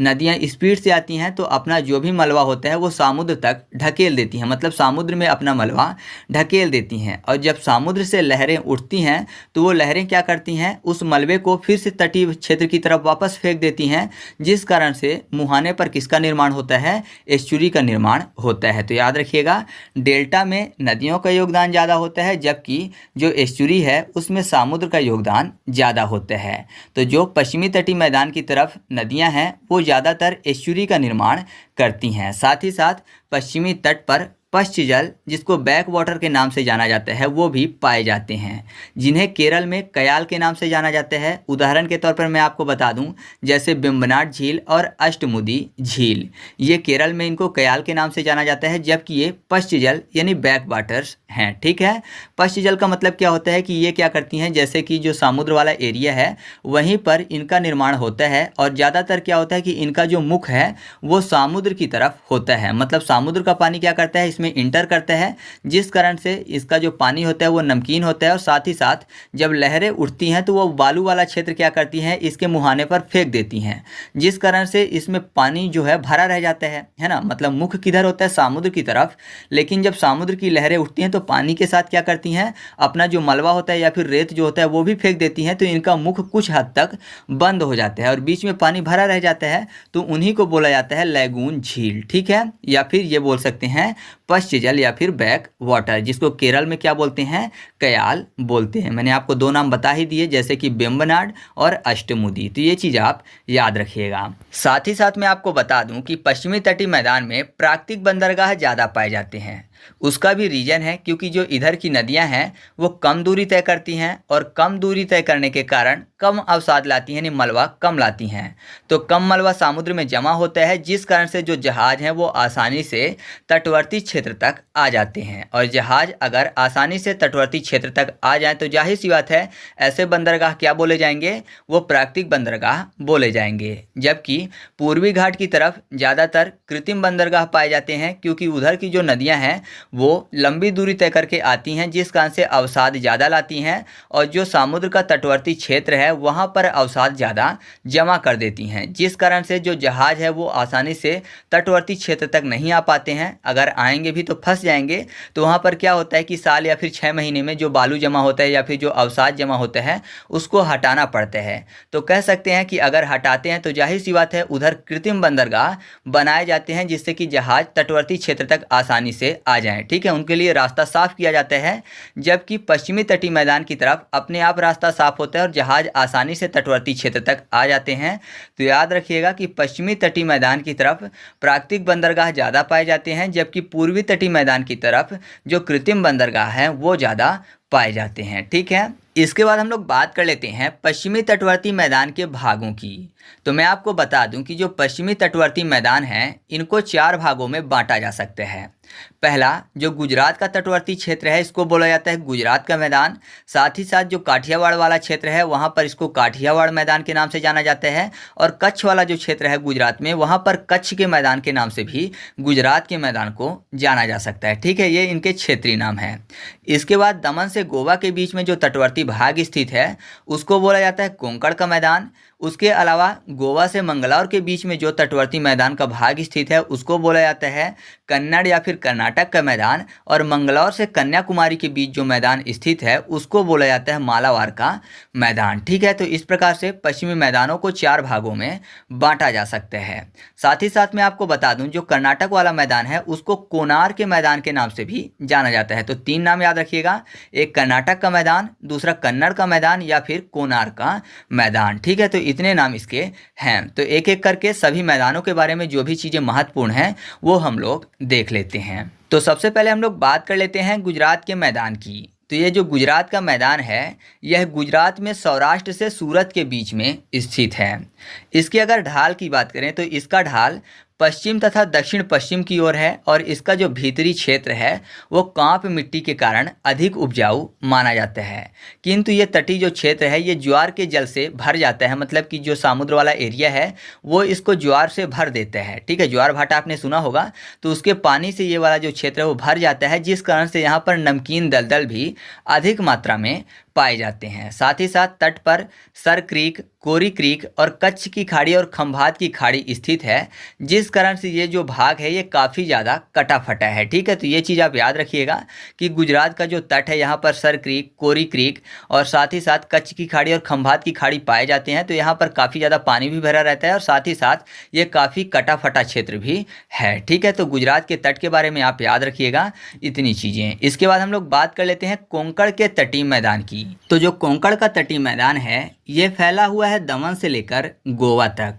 इस मैदान पर वर्षा अधिक होती है, इस कारण से ये वाला जो मैदान है ये काफ़ी ज़्यादा उपजाऊ है। यहाँ पर आम, नारियल, चावल ये अधिक मात्रा में पैदा किए जाते हैं। साथ ही साथ कोंकण के तटीय मैदान में थाल घाट और भोर घाट दर्रे भी स्थित हैं। ठीक है, तो याद रखिएगा कि थाल घाट और भोर घाट दर्रे कहाँ स्थित हैं, तो कोंकण के तटीय मैदान में स्थित हैं। इसके अलावा इस मैदान में उत्तर से दक्षिण की ओर बहने वाली कुछ महत्वपूर्ण नदियां हैं, तो उनका क्रम भी आप चाहें तो याद रख सकते हैं। तो उत्तर से दक्षिण की तरफ बहने वाली नदियों का जो क्रम है वो है पिंजल, बसाक, भोगराना और जुआरी। ठीक है, तो इन चीज़ों को आप चाहें तो साथ में याद रख सकते हैं। इसके बाद हम लोग बात कर लेते हैं कर्नाटक के मैदान की, जिसको मैसूर का मैदान भी बोला जाता है या फिर कन्नड़ का मैदान भी बोला जाता है और कोनार का मैदान भी बोला जाता है। ठीक है, तो आप इनके सभी नाम याद रखिएगा, क्योंकि एग्जाम में कभी कभी कंफ्यूज करने के लिए अलग अलग नाम से भी पूछ लिया जाता है। तो यह जो मैदान है ये गोवा से मंगलौर के बीच में फैला हुआ है। इसका जो उत्तरी भाग है वो सकरा है, जबकि इसका जो दक्षिणी भाग है वो अधिक चौड़ा है। यहाँ पर भी वर्षा की अधिकता है, जिस कारण से यहाँ का जो टेम्परेचर है वो अनुकूलित होता है, मतलब बहुत ज़्यादा यहाँ पर हाई टेम्परेचर नहीं हो पाता है, जिस कारण से यहाँ पर सुपारी हो गया, गरम मसाले हो गया, केला, आम, नारियल, चावल, इनकी पैदावार ज़्यादा होती है। ठीक है, साथ ही साथ मैं आपको बता दूं कि यहाँ पर पूर्व की ओर ढाल ज़्यादा पाया जाता है, जिस कारण से जो ढाल है वो सीढ़ीनुमा तरीके से होता है। सीढ़ीनुमा मतलब कि वहाँ पर खेती करने के लिए उसको सीढ़ीनुमा आकार का बना दिया जाता है। तो उन सीढ़ीनुमा ढालों में काजू, बादाम, कहवा, मिर्च, इन सभी चीज़ों की, साथ ही साथ जो बागवानी वाली फसलें होती हैं इनका भी उत्पादन ज़्यादा यहाँ पर किया जाता है। और यहाँ पर अगर नदियों के क्रम की बात करें तो उत्तर से दक्षिण की तरफ नदियों की क्रम जो है वो कालिंदी है, शरावती है और नेत्रावती है। ठीक है, अच्छा आप कमेंट करके बताइएगा कि शरावती नदी पर कौन सा जलप्रपात स्थित है। ठीक है, तो चलिए आगे बढ़ते हैं। इसके बाद हम लोग बात कर लेते हैं मालाबार के तटीय मैदान की। जो मालाबार का तटीय मैदान है ये मंगलौर से कुमारी अंतरीप के बीच फैला हुआ है। इसमें लंबे एवं सकरे कयाल पाए जाते हैं। मैंने आपको पहले ही बताया कयाल के बारे में, जो कि एक प्रकार की लैगून झीलें हैं। ठीक है, तो यहाँ पर पाई जाती हैं। मैंने आपको दो नाम भी बताए थे, पहले आपको याद होगा बेम्बनाड झील और अष्टमुदी झील, जो कि कयाल हैं, मतलब कि केरल में जो लैगून है उनको क्या बोला जाता है, कयाल बोला जाता है। ठीक है, और साथ ही साथ मैं आपको बता दूं कि यहाँ वाला जो क्षेत्र है, यहाँ की सबसे जो लंबी नदी है वो है पेरियर नदी। ठीक है, और यहाँ पर कांप मिट्टी और लेटेराइट मिट्टी पाई जाती है। साथ ही साथ यहाँ की जो जलवायु है वो उष्ण एवं आर्द्र है, जिस कारण से यहाँ पर रबर, सिंकोना, कहवा और गरम मसाले तथा अन्य प्रकार के फल और ज़्यादातर यहाँ पर आपको रोसा घास के फॉर्म भी देखने को मिल जाएंगे। तो याद रखिएगा कि रोसा घास के फॉर्म ज़्यादातर कहाँ पाए जाते हैं, तो केरल में पाए जाते हैं। ठीक है, साथ ही साथ यहाँ के जो निचले भाग हैं यहाँ पर धान व गन्ने की खेती भी की जाती है। तो इतनी चीज़ें आप मालाबार के तटीय मैदान से संबंधित याद रखिएगा। साथ ही साथ मैं आपको बता दूं कि अगर आप ये याद रखना चाहते हैं कि कौन सा तटीय मैदान कहाँ पर स्थित है, मतलब किस राज्य में स्थित है, तो उसके लिए ट्रिकी वीडियो मैंने पहले से अपलोड की हुई है, उसकी लिंक आपको कमेंट बॉक्स में मिल जाएगी। आप उस वीडियो को अगर देख लेंगे तो आपको याद हो जाएगा कि किस राज्य के तटीय क्षेत्र को किस नाम से जाना जाता है। ठीक है, तो यहाँ पर मैं ट्रिक आपको नहीं बताऊँगा, क्योंकि ट्रिकी वीडियो पहले से अपलोड है, तो ज़्यादा समय बर्बाद करने से कोई भी मतलब नहीं निकलने वाला। ठीक है, तो अब हम लोग बात कर लेते हैं पूर्वी तटीय मैदान की, क्योंकि ये पश्चिमी तटीय मैदान से संबंधित जो भी चीज़ें थी हम लोगों ने देख ली। तो जो पूर्वी तटीय मैदान है वो पूर्वी घाट पर्वत तथा बंगाल की खाड़ी के बीच में स्थित है। यानी पूर्वी घाट पर्वत और बंगाल की खाड़ी के बीच में जिस तटीय मैदान का निर्माण हुआ है उसी को बोला जाता है पूर्वी तटीय मैदान। जो पूर्वी तटीय मैदान है ये पश्चिमी तटीय मैदान की अपेक्षा अधिक चौड़ा है। इसका कारण ये है कि यहाँ की जो मुख्य नदियाँ हैं जैसे कि महानदी, गोदावरी, कृष्णा और कावेरी, ये लंबी दूरी तय करके आती हैं, जिस कारण से अपने साथ ज़्यादा अवसाद यानी ज़्यादा मलबा लाती हैं और उन मलबे को लाकर इन तटीय भागों में छोड़ देती हैं, जिस कारण से ये तटीय जो भाग है वो काफ़ी ज़्यादा चौड़ा है। ठीक है, तो याद रखिएगा इसकी अगर औसत चौड़ाई की बात करें तो इसकी औसत चौड़ाई लगभग 100 से 150 किलोमीटर है। तो ये चीज़ आप याद रखिएगा। साथ ही साथ मैं आपको बता दूं कि पूर्वी तटीय मैदान में बंदरगाहों की संख्या पश्चिमी तटीय मैदान की अपेक्षा कम है और यहाँ पर जो बंदरगाह पाए जाते हैं वो ज़्यादातर बंदरगाह कृत्रिम बंदरगाह हैं। मैंने आपको पहले ही बता दिया कि यहाँ पर कृत्रिम बंदरगाह क्यों है और पश्चिमी तटीय मैदान पे प्राकृतिक बंदरगाह ज़्यादा क्यों पाए जाते हैं। ठीक है, तो उसके बारे में हम लोग चर्चा नहीं करेंगे। साथ ही साथ यहाँ पर मैं आपको बता दूँ कि जो पूर्वी तटीय मैदान है इनको 3 भागों में बांटा गया है। पहला उत्कल का तटीय मैदान, दूसरा आंध्र या फिर काकीनाडा का तटीय मैदान और तीसरा है तमिलनाडु का तटीय मैदान जिसको बोला जाता है कोरोमंडल का तटीय मैदान। ठीक है, तो इनके बारे में हम लोग एक एक करके चर्चा करेंगे। साथ ही साथ एक और तटीय मैदान है जो कि अलग से क्षेत्रीय नाम दिया गया है, तो उसके बारे में भी मैं आपको बताऊंगा। ठीक है, तो सबसे पहले हम लोग बात कर लेते हैं उत्कल के तटीय मैदान की। जो उत्कल का तटीय मैदान है ये गंगा के डेल्टा से कृष्णा के डेल्टा तक फैला हुआ है। ठीक है, साथ ही साथ जो महानदी का डेल्टा वाला क्षेत्र है यहाँ पर ये अधिक ज़्यादा चौड़ा है और साथ ही यहाँ पर ज्वारीय वन फैले हुए हैं। यहाँ की जो मिट्टी है वो अधिक उपजाऊ होने के कारण यहाँ पर चावल, जूट आदि का सर्वाधिक उत्पादन किया जाता है। ठीक है, इसके बाद हम लोग बात कर लेते हैं आंध्रा या फिर काकीनाड के तटीय मैदान की। यह जो मैदान है ये आंध्र प्रदेश के तटीय मैदान में पुलिकट झील तक फैला हुआ है। ठीक है, तो ये चीज़ आप याद रखिएगा, जो काकीनाड का तट है वो कहाँ तक फैला हुआ है, तो आंध्र प्रदेश के पुलिकट झील तक फैला हुआ है। साथ ही साथ ये जो है ये पूर्णतः समतल है, मतलब कि ये बराबर वाला क्षेत्र है, जिस कारण से यहाँ पर जो जल जमाव की स्थिति है वो नहीं होती है। यहाँ पर जो सिंचित भाग है ज़्यादा है, क्योंकि समतल होने के कारण यहाँ पर जल बराबर प्रवाहित होते हैं, तो ये क्षेत्र भी काफ़ी ज़्यादा उपजाऊ है। तो ये चीज़ आप इसके संबंध में याद रखिएगा। इसके बाद हम लोग बात कर लेते हैं तमिलनाडु या फिर कोरोमंडल तट की। यह जो मैदान है ये पुलिकट झील से कुमारी अंतरीप के बीच फैला हुआ है। जो संपूर्ण तटीय मैदान है यहाँ पर कावेरी, पेन्नार, मालर, बैगई आदि महत्वपूर्ण नदियाँ यहाँ पर निकलती हैं और पूरे के पूरे मैदान को हरा भरा और समतल बनाती हैं। ठीक है, और मुख्य रूप से मैं आपको बता दूं कि जो क्षेत्र समतल होता है और नदियाँ वहाँ से निकलती हैं तो जाहिर सी बात है वो भाग पूरी तरह से सिंचित हो जाता है और सिंचित होने के कारण उपजाऊ बना रहता है। तो यहाँ पर मुख्य रूप से धान, केला, नारियल, तिलहन, फल, सब्जियाँ आदि काफ़ी ज़्यादा मात्रा में उगाई जाती हैं। ठीक है, तो आप इतनी चीज़ें तमिलनाडु या फिर कोरोमंडल तट से संबंधित याद रखिएगा। ठीक है, तो इस तरीके से हम लोगों ने दोनों तरफ के तटीय मैदानों को देखा। इसके अलावा अगर आपसे ये पूछा जाता है कि जो पूर्वी तटीय मैदान है इसका कुल विस्तार कहाँ से कहाँ तक है, तो इसका जो विस्तार है दो तरीके से माना गया है, क्योंकि अलग अलग जो भूगर्भ शास्त्री हैं वो अलग अलग तरीके से इसका विस्तार मानते हैं। कुछ भूगर्भ शास्त्री मानते हैं कि इसका विस्तार पश्चिम बंगाल से लेकर कुमारी अंतरीप तक है और कुछ भूगर्भ शास्त्री ये मानते हैं कि इसका विस्तार उड़ीसा से लेकर कुमारी अंतरीप तक है। ठीक है, लेकिन जो भूगर्भ शास्त्री ये मानते हैं कि इसका विस्तार पश्चिम बंगाल से है, तो मैं आपको बता दूं कि पश्चिम बंगाल में एक तट पाया जाता है जिसको बोला जाता है दीघा तट। ठीक है, तो याद रखिएगा दीघा तट कहाँ पाया जाता है, पश्चिम बंगाल में। अब इस तरीके से हम लोगों ने इन चीज़ों को देखा। अब हम लोग राज्य के हिसाब से देख लेते हैं कि किस राज्य में कौन सा तट पाया जाता है। अभी तो हम लोगों ने क्षेत्र के हिसाब से देखा था, अब मुख्य रूप से राज्यों के बारे में चर्चा करेंगे जो कि एग्जाम में अक्सर पूछ लिया जाते हैं। तो सबसे पहले पश्चिमी तट की बात करेंगे, तो मुख्य रूप से जो केरल वाला क्षेत्र है या फिर केरल का जो तट है उसको बोला जाता है मालाबार का तट। ठीक है, कर्नाटक का जो अधिकांश क्षेत्र है या फिर कर्नाटक वाला जो एरिया है उसको बोला जाता है कोनार का तट। ठीक है, गोवा और महाराष्ट्र का जो तट है, मतलब दोनों का सम्मिलित रूप से जो तट है उसको बोला जाता है कोंकण का तट। जो गुजरात का तट है वो मुख्य रूप से गुजरात में पाया जाता है, जिसमें मैंने आपको बता ही दिया था कि काठियावाड़ वाले क्षेत्र को काठियावाड़ का तट बोला जाता है और कच्छ वाले क्षेत्र को कच्छ का तट बोला जाता है। ठीक है, तो इस तरीके से पश्चिमी तट वाले हो गए।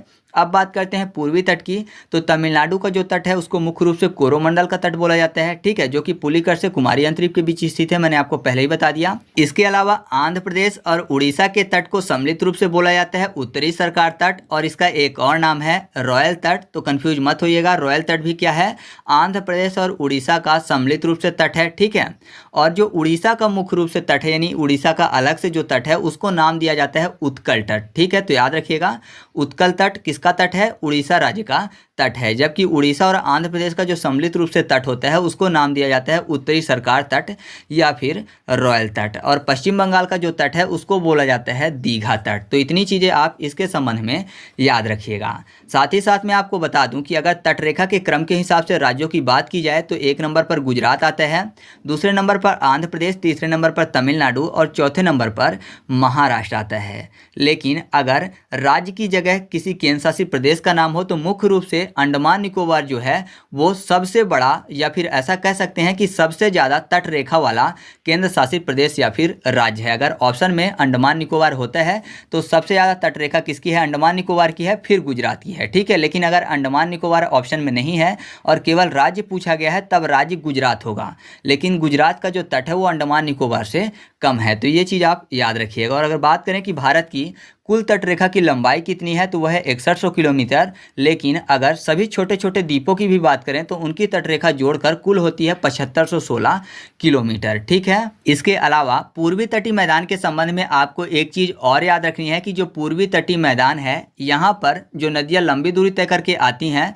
मुख्य रूप से यहाँ पर डेल्टा का निर्माण करती हैं। ठीक है। जबकि पूर्वी तटीय मैदान में जो नदियाँ हैं वो एस्चुरी का निर्माण करती हैं, लेकिन यहाँ पर नदियाँ डेल्टा का निर्माण करती हैं। जैसे कि मुख्य रूप से महानदी का डेल्टा हो गया, गोदावरी का डेल्टा हो गया, कृष्णा का डेल्टा हो गया और कावेरी का डेल्टा हो गया। ठीक है। तो ये मुख्य रूप से 4 डेल्टा हैं। जो महानदी का डेल्टा है वो उड़ीसा में स्थित है, गोदावरी का जो डेल्टा है वो आंध्र प्रदेश में स्थित है और इसके अलावा जो कृष्णा का डेल्टा है वो भी आंध्र प्रदेश में स्थित है, जबकि कावेरी का डेल्टा ये तमिलनाडु में स्थित है। तो याद रखिएगा, पूर्वी तटीय मैदान की तरफ जो नदियाँ आती हैं मुख्य रूप से डेल्टा का निर्माण करती हैं और पश्चिमी तटीय मैदान की तरफ जो नदियाँ जाती हैं वो मुख्य रूप से किसका निर्माण करती हैं, एस्चुरी का निर्माण करती हैं। ठीक है। तो इतनी चीज़ें आपको पूर्वी तटीय मैदान के संबंध में याद रखना है। तो इस तरीके से हम लोगों ने भारत के तटीय मैदान के बारे में समझा। अब हम लोग बात कर लेते हैं भारत के द्वीप व द्वीप समूह के बारे में। तो सबसे पहले हम लोग बात कर लेते हैं कि द्वीप किसे कहते हैं। तो साधारण सी भाषा में द्वीप स्थलखंड के ऐसे भाग होते हैं जिनके चारों ओर जल का विस्तार पाया जाता है। मतलब स्थलखंड का ऐसा भाग जिसके चारों तरफ जल यानी पानी भरा हो उसको क्या बोला जाता है, द्वीप बोला जाता है। और अगर वह द्वीप कई सारी संख्या में हो तो उनको बोला जाता है द्वीपों का समूह, मतलब द्वीप समूह। ठीक है। तो आज हम लोग भारत के द्वीपों को 3 भागों में पढ़ने वाले हैं। पहला हम लोग पढ़ेंगे अंडमान निकोबार द्वीप समूह को, दूसरा पढ़ेंगे लक्षद्वीप को और तीसरा पढ़ेंगे भारत के अन्य महत्वपूर्ण द्वीप को। तो सबसे पहले हम लोग बात कर लेते हैं अंडमान एवं निकोबार द्वीप समूह की। तो आपको पता है जो अंडमान एवं निकोबार द्वीप समूह है ये बंगाल की खाड़ी में स्थित है। साथ ही मैं आपको बता दूं कि यह हिमालय पर्वत का ही एक विस्तार है जो कि जलमग्न है। आपको पता है कि जो हिमालय पर्वत है वो म्यांमार में अराकान योमा पर्वत के रूप में मिलता है और वही जो अराकान योमा पर्वत है वो बंगाल की खाड़ी में भी चला जाता है। हालांकि वहाँ पर निचला भाग है जिस कारण से बहुत सारा जो भाग है हिमालय पर्वत का या फिर ऐसा बोले कि अराकान योमा पर्वत का वो जलमग्न है, लेकिन कुछ भाग ऊंचे हैं जो कि द्वीप की तरह दिखते हैं। तो वही है अंडमान निकोबार द्वीप समूह। ठीक है। तो आप साधारण सा समझ लीजिएगा कि यह हिमालय पर्वत का ही एक विस्तार है। साथ ही साथ ये जो अंडमान निकोबार द्वीप समूह है यह एक आर्चीपिलागो है। आर्चीपिलागो का मतलब होता है द्वीप चाप। यहाँ पर जो द्वीप हैं वो एक चाप की तरह दिख रहे हैं, तो ये क्या है, एक आर्चीपिलागो है। ठीक है। अंडमान निकोबार एक आर्चीपिलागो है। और साथ ही साथ मैं आपको बता दूं कि विश्व का सबसे बड़ा जो आर्चीपिलागो है वो है मलाया आर्चीपिलागो, जो कि इंडोनेशिया और फिलीपींस में स्थित है। तो अब इसके बाद हम लोग बात कर लेते हैं अंडमान निकोबार द्वीप समूह के महत्वपूर्ण चैनल के बारे में, क्योंकि इससे संबंधित अब इतनी चीज़ें थी, बाकी चैनल हैं जो कि एग्जाम में पूछे जाते हैं। तो सबसे पहले तो हम लोग ये समझ लेते हैं कि चैनल किसे कहते हैं। तो साधारण सी भाषा में आप ऐसा समझिए कि जल का ऐसा निकाय यानी जल का ऐसा क्षेत्र जो कि 2 स्थल खंडों को एक दूसरे से अलग करता है उसी को बोला जाता है चैनल। ठीक है। मतलब कोई 2 स्थल खंड हैं उनको एक दूसरे से अलग करने का जो काम करता है उसको क्या बोला जाता है, चैनल बोला जाता है। यहाँ पर एक बात आपको ध्यान रखना है कि जो जल का निकाय है वो एक ही होगा। मतलब अगर बंगाल की खाड़ी है तो बंगाल के खाड़ी का पानी ही किसी 2 स्थल खंडों को अलग करेगा एक दूसरे से, तो उसी को चैनल बोला जाएगा। एक और शब्द होता है जिसको बोला जाता है जल संधि या फिर जल डमरू मध्य। बहुत ज़्यादा लोग कंफ्यूज होते हैं कि चैनल और जल संधि और जल डमरू मध्य में क्या अंतर होता है। किसी ने पूछा भी था एक वीडियो में, तो आप सीधा से समझिए कि जल डमरू मध्य या फिर जल संधि। तो यहाँ पर देखिए जल संधि जो शब्द लिखा हुआ है यहाँ पर आपको 2 शब्द मिल जाएंगे, एक है जल और दूसरा संधि। मतलब पानी के बीच संधि हो रही है, संधि मतलब मिलन हो रहा है। अब एक ही पानी है तो एक पानी के बीच में तो मिलन होगा नहीं, एक पानी के बीच में संधि तो होगी नहीं।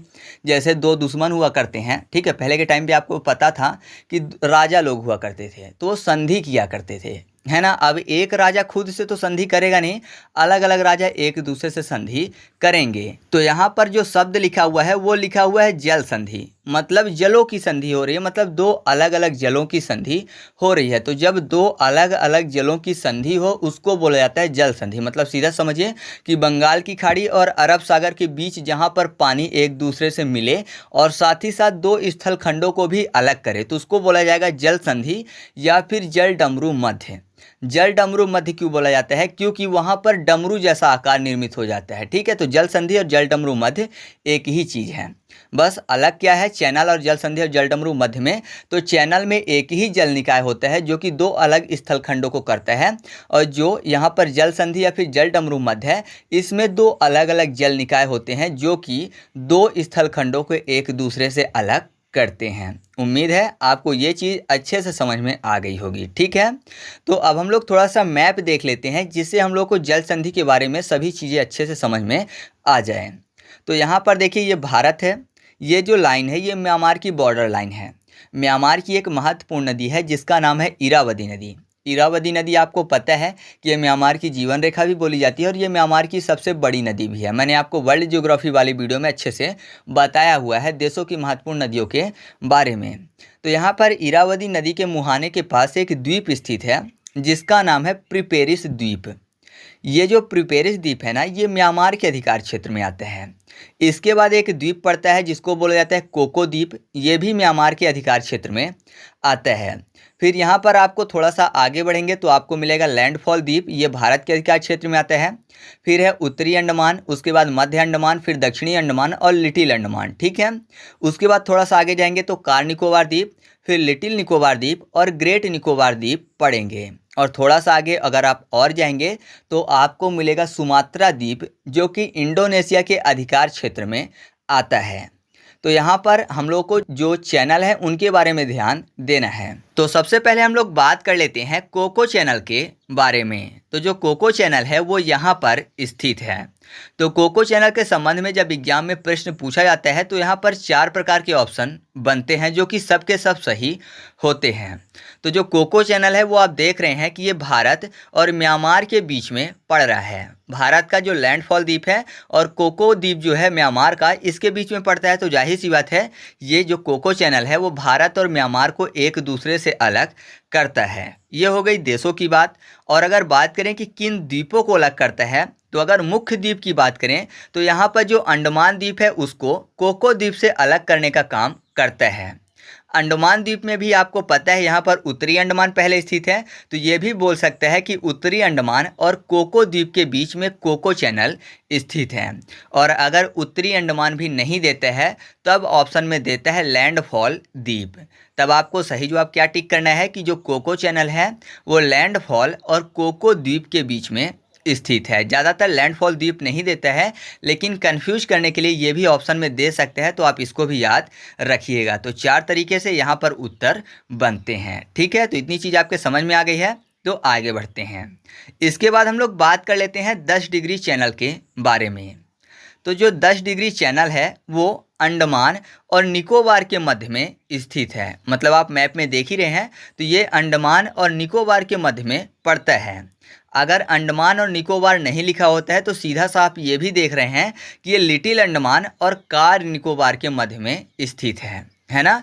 वैसे तो अंडमान और निकोबार के मध्य में आ रहा है, लेकिन अंडमान में किसके मध्य में आ रहा है? तो अंडमान में लिटिल अंडमान के पास और निकोबार में कार निकोबार के बीच में। तो याद रखिएगा लिटिल अंडमान और कार निकोबार के मध्य में जो 10 डिग्री चैनल है वो आता है। ठीक है, इसके बाद हम लोग बात कर लेते हैं ग्रेट चैनल की। तो जो ग्रेट चैनल है ना वो स्थित है ग्रेट निकोबार और सुमात्रा के बीच में। दूसरे तरीके से ये भी बोल सकते हैं कि अंडमान निकोबार द्वीप समूह और सुमात्रा के बीच में ग्रेट चैनल स्थित है। और तीसरा तरीका ये भी हो सकता है कि हम ये कह दें कि जो ग्रेट चैनल है वो भारत और इंडोनेशिया के बीच में स्थित है। जाहिर सी बात है अंडमान निकोबार द्वीप समूह भारत का है और सुमात्रा द्वीप जो है वो इंडोनेशिया का है। तो ये भी बोल सकते हैं कि इंडोनेशिया और भारत को ग्रेट चैनल जो है वो एक दूसरे से अलग करता है। तो इस तरीके से इसके 3 उत्तर सही हो सकते हैं। इसके अलावा अंडमान निकोबार द्वीप समूह के बारे में आपको कुछ चीज़ें और याद रखनी हैं।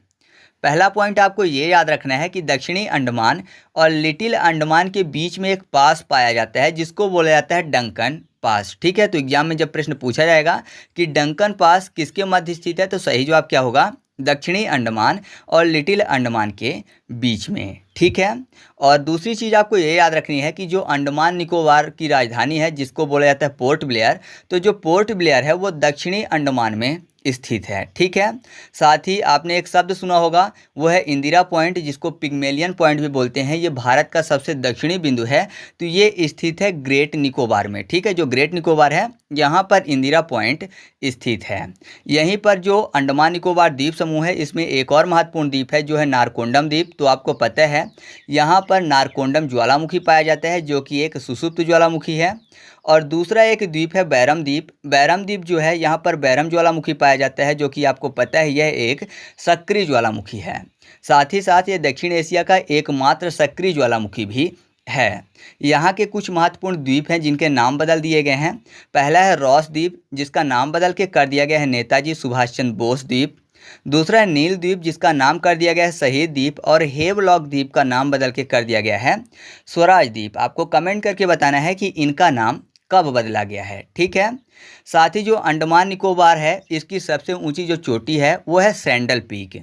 ये स्थित है उत्तरी अंडमान में। और इसकी जो दूसरी सबसे ऊंची चोटी है वो है माउंट थूलियर, ये स्थित है ग्रेट निकोबार में। तो इतनी चीज़ें आपको अंडमान निकोबार द्वीप समूह के बारे में याद रखनी है। साथ ही अगर आप चाहें तो एक फैक्ट और याद रख सकते हैं कि यहाँ पर पाई जाने वाली एक महत्वपूर्ण जनजाति है जो है सैम्पेन जनजाति। तो जो सैम्पेन जनजाति है इसने 2014 में जो 16वां लोकसभा चुनाव हुआ था उसमें पहली बार मतदान किया था। ठीक है, तो अंडमान निकोबार के बारे में इतनी ही चीज़ें महत्वपूर्ण थी। इसके बाद हम लोग बात कर लेते हैं लक्षद्वीप के बारे में। तो जो लक्षद्वीप है आपको पता है कि ये अरब सागर में स्थित है। साथ ही यह एक कोरल द्वीप है। कोरल मतलब ये प्रवाल भित्तियों से बना है। ठीक है, तो ये एक कोरल द्वीप है जिस कारण से यहाँ पर वन नहीं पाए जाते हैं। जो लक्षद्वीप है ना इसको 3 भागों में बांटकर पढ़ा जाता है। पहला है अमीनी द्वीप द्वीप समूह, दूसरा है लक्का द्वीप समूह और तीसरा है मिनिकॉय समूह।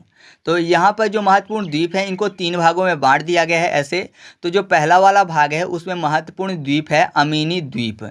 इसी के कारण पूरे वाले ऊपर वाले जो हैं इनको बोल दिया गया है अमीनी द्वीप द्वीप समूह। ठीक है, यहाँ का मुख्य रूप से द्वीप कौन सा है, अमीनी द्वीप है। और ऊपर वाले जो है बहुत सारे द्वीप तो उनको समूह मान लिया गया कि ये अमीनी द्वीप के ही समूह हैं। ठीक है, दूसरा लक्का द्वीप जो है तो लक्का द्वीप में एक पड़ता है कावर्ती। कावर्ती आपको पता है कि ये लक्षद्वीप की राजधानी है। तो याद रखिएगा लक्षद्वीप की जो राजधानी है वो लक्का द्वीप समूह में पड़ता है। ठीक है, और यहीं पर एक महत्वपूर्ण द्वीप है जो है अगाती द्वीप। तो याद रखिएगा यहाँ पर एकमात्र लक्षद्वीप का हवाई अड्डा है। ठीक है, अगाती द्वीप में। और अगाती द्वीप किस में पड़ता है, वो लक्का द्वीप में पड़ता है।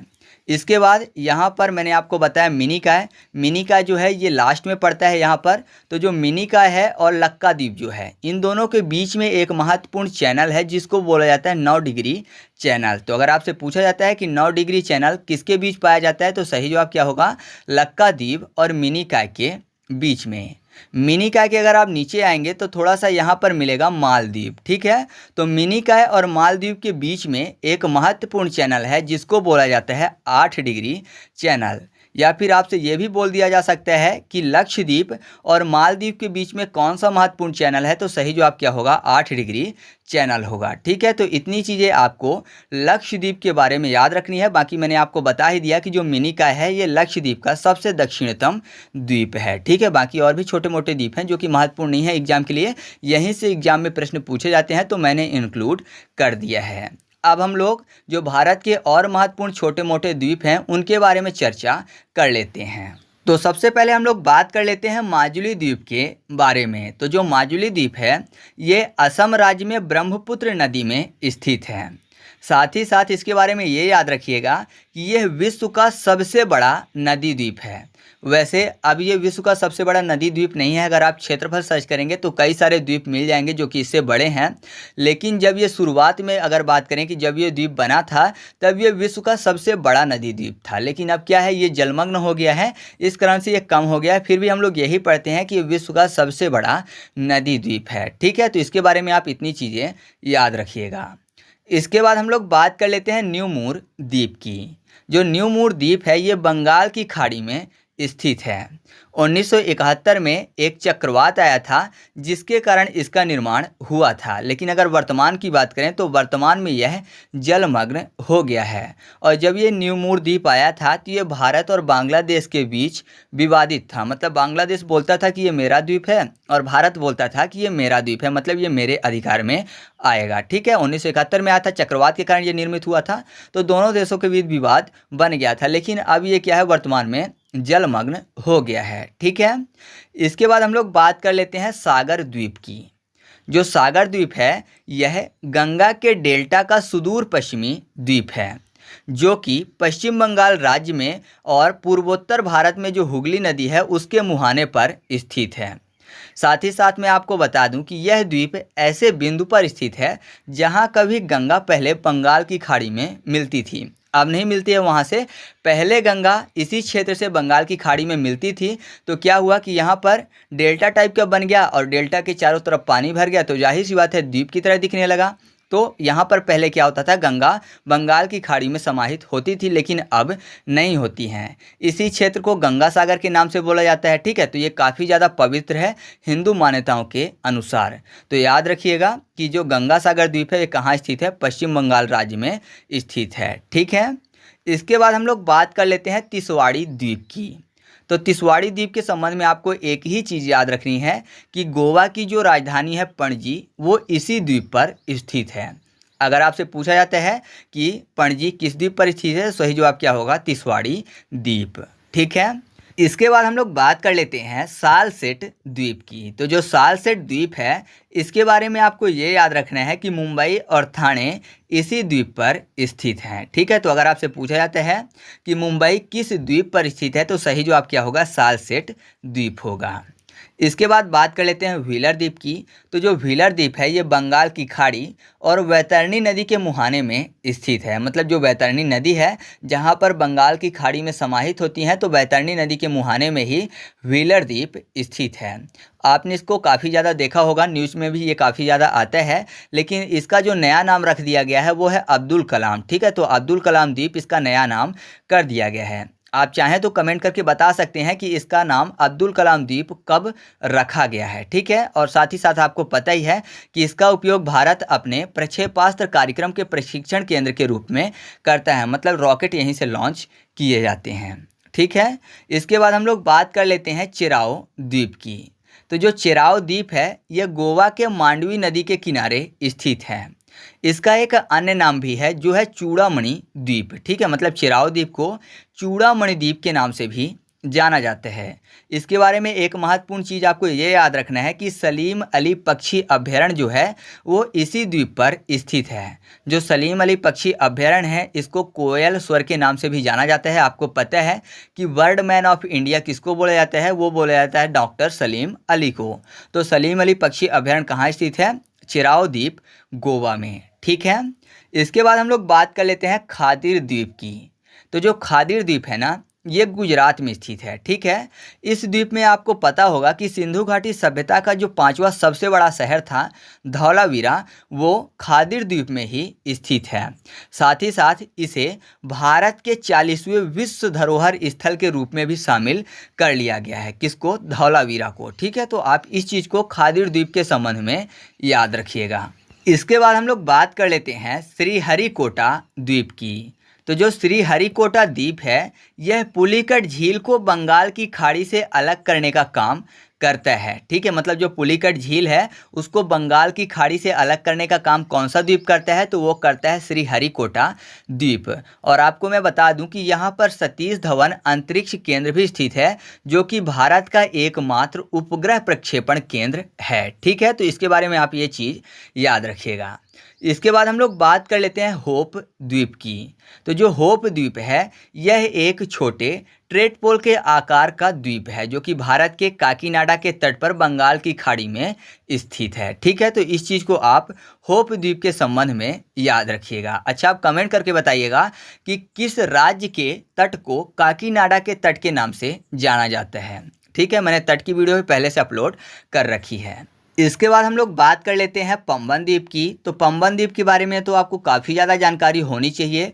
आपको पता होना चाहिए कि इसको रामेश्वरम द्वीप के नाम से भी जाना जाता है। साथ ही साथ ये भारत और श्रीलंका के बीच में स्थित है तथा यह तमिलनाडु राज्य के अंतर्गत आता है। और मैं आपको बता दूं कि इस द्वीप के पूर्वी भाग को धनुषकोडी कहा जाता है। धनुषकोडी वही स्थान है जहां से राम भगवान ने राम सेतु का निर्माण श्रीलंका तक के लिए किया था। ठीक है, तो आप इस चीज़ को पंबन द्वीप के संबंध में याद रखिएगा। अब एक और महत्वपूर्ण द्वीप बचता है जो है मानधाता द्वीप।